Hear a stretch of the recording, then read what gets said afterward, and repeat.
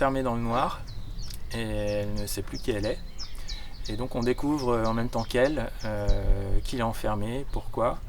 Et cet univers un peu décalé dans lequel elle vit. Et ça donne une histoire d'aventure. Le genre, ce serait une sorte de science-fiction fantaisiste, avec un thème écolo. Et dans mon esprit, c'était inspiré de Chapeau melon et bottes de cuir, une série que je regardais quand j'étais plus jeune. Ce que je voulais faire à l'origine, c'était une histoire la plus basique possible, partir d'une situation la plus basique possible. Donc le personnage qui ne sait pas qui il est, qui est enfermé dans le noir.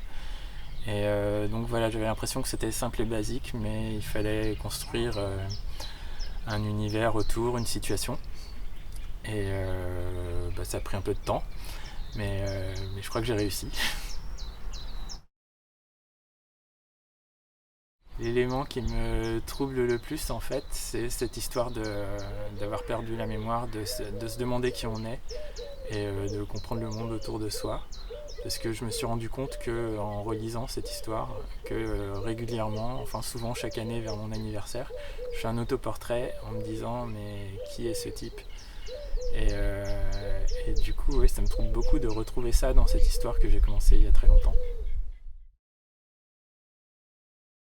Ceux qui vont adorer ma BD sont ceux qui aiment les poulpes et le subjonctif imparfait, je pense. Et puis je pense un peu tout le monde, j'espère. Je pense que ceux qui vont pas aimer, ça va être ceux qui ont du mal avec le subjonctif imparfait. Et aussi peut-être ceux qui n'aiment pas la pétanque, parce qu'il y a plusieurs scènes de pétanque dans ma BD. Et peut-être que si on n'aime pas la pétanque, il y a plusieurs pages qui vont être difficiles à lire.